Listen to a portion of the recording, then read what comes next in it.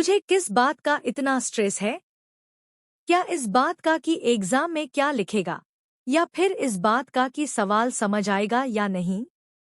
या फिर सच सच बता, इस बात का टेंशन है कि अगली बार ईशाना दीदी को कैसे इरिटेट करना है? अरे बता ना, ऐसे चुप मत रह। हर्षद, भागो मत बेटा, ध्यान से चलो, मेज से टकरा जाओगे। तुम्हें पता है ना, आजकल थोड़ी कमजोरी चल रही है। अपना ख्याल रखा करो, ऐसे भागदौड़ नहीं किया करते।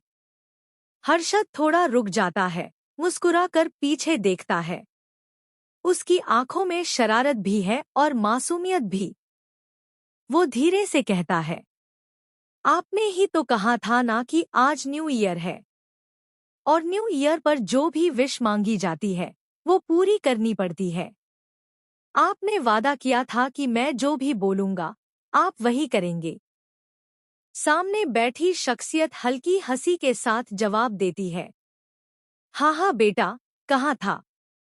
लेकिन हर विश पूरी हो ऐसा जरूरी थोड़ी ना होता है। हर्षद थोड़ा नखरे में आकर बोलता है, नहीं, आपने कहा था, अब आप मना नहीं कर सकते। न्यू ईयर की विश कभी झूठी नहीं होती। कमरे में हल्का सा सन्नाटा छा जाता है। सब एक दूसरे की तरफ देखने लगते हैं। हर्षद गहरी सांस लेकर बोलता है, मेरी न्यू ईयर की विश ये है कि आप दोनों को शादी करनी पड़ेगी, और सिर्फ करनी नहीं पड़ेगी, जल्दी करनी पड़ेगी। सब हैरान रह जाते हैं।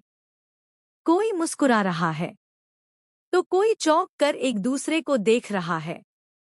कोई कहता है, अरे ये बच्चा भी ना क्या क्या बोल देता है। लेकिन हर्षद पूरे कॉन्फिडेंस के साथ कहता है, मैं बच्चा हूं, लेकिन बेवकूफ नहीं। मैं देखता हूं कि आप दोनों एक दूसरे की कितनी परवाह करते हैं। जब एक परेशान होता है, दूसरा चुपचाप साथ खड़ा रहता है। जब एक मुस्कुराता है, तो दूसरा अपने आप खुश हो जाता है। ऐसा रिश्ता ऐसे ही नहीं होता। ऐसा रिश्ता किस्मत से मिलता है। वो आगे कहता है, न्यू ईयर का मतलब होता है नई शुरुआत। और नई शुरुआत इससे बेहतर क्या हो सकती है कि आप दोनों अपनी जिंदगी एक साथ शुरू करें। कमरे का माहौल धीरे धीरे इमोशनल हो जाता है। किसी की आंखें नम हो जाती हैं, तो कोई मुस्कुराते हुए सिर हिला देता है। हर्षद आखिर में मुस्कुराकर कहता है, तो मेरी विश यही है, आप दोनों की शादी होनी चाहिए, होनी चाहिए, होनी चाहिए।